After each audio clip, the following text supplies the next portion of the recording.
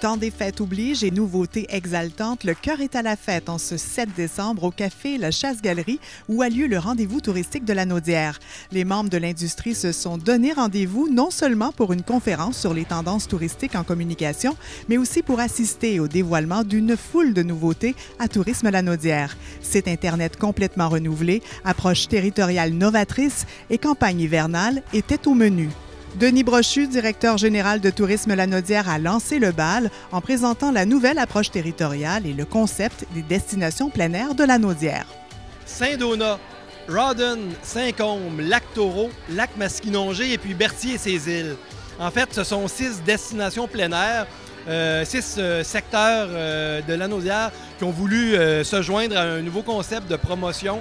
Pas juste de promotion, en fait, ce sont nos pôles de destination où un client peut se rendre, un point de chute où il va s'installer et où il pourra rayonner pour faire ses activités de plein air, que ce soit en hiver ou en été.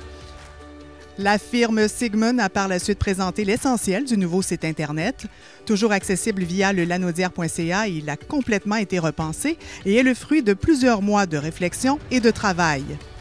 En fait, Sigmund avait le mandat de réaliser la recherche, l'idéation et la conception du site Internet jusqu'au développement technologique du site. Donc, de vraiment un mandat clé en main à partir de l'idéation vraiment jusqu'à la mise en ligne du site Web. Quelles étaient les demandes précises de Tourisme Lanaudière? Elles étaient plusieurs. Oui, il y en avait beaucoup. Il y avait beaucoup de demandes, mais en même temps, c'est des demandes qui sont légitimes pour une ATR. En fait, il y avait beaucoup de demandes de personnalisation, les bons contenus au bon moment, contextualisation, très important. Mettre en valeur la région, la notoriété de la région, ça c'était vraiment très important également. Meilleure intégration des médias sociaux aussi. Meilleure intégration aussi des photos et aussi donner plus de contexte au contenu. Ça, c'était vraiment quelque chose d'important. Puis je pense que c'est quelque chose qu'on a réussi à faire. C'est tellement excitant pour des gens de marketing de lancer un site web. C'est une grosse bébite, puis on a vraiment développé quelque chose qui va être à la hauteur de nos ambitions, puis à la hauteur de ce qu'on veut faire de la région. On est prêt à le lancer, on a travaillé des heures et des heures à tout bâtir, puis là, c'est le temps de le laisser aller. On a vraiment le sentiment du devoir accompli, une petite pointe d'angoisse en attendant de voir ce que les membres vont en penser, mais on est super contents du site dans sa globalité et de ce qu'il va nous permettre de faire.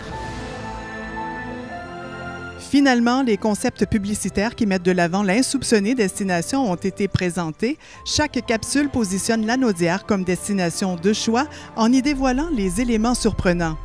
Tout à fait, on va avoir des publicités qui vont rouler toute la saison hivernale sur les ondes de Radio-Canada qui vont mettre en scène toutes les activités hivernales à faire dans la région. Donc, on a 3 publicités, plein air, détente et famille qui vont rouler tout cet hiver avec des publicités des partenaires de campagne. Une très belle campagne télé cet hiver.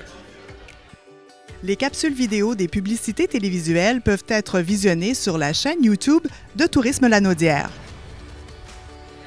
Toutes ces initiatives mettent donc la table à une saison hivernale exaltante. Reste à voir maintenant si Dame Nature nous offrira un beau gros tapis de neige tout au long de l'hiver pour mettre en place ce magnifique terrain de jeu. Éliane Larouche pour Tourisme Lanaudière.